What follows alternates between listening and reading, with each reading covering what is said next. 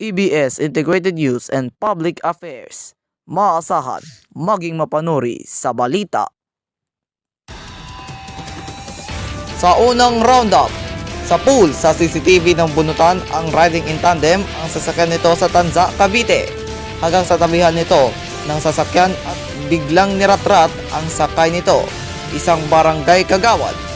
Ang buong detalye ng pananambang, abangan!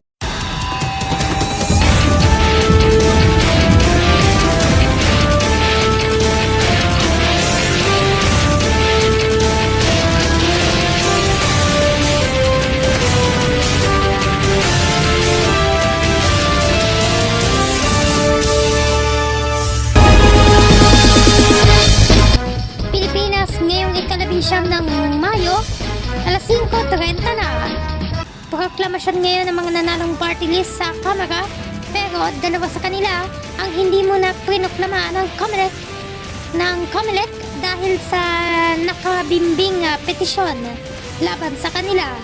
At live mula sa Manila Hotel, naka-round up si Aljor Aquino.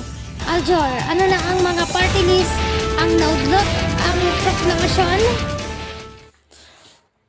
Yes, Eileen Duterte Youth at BHO Bagong Henerasyon Party List, sila yung dalawang party list na sinuspindi muna ng proklamasyon ngayong araw.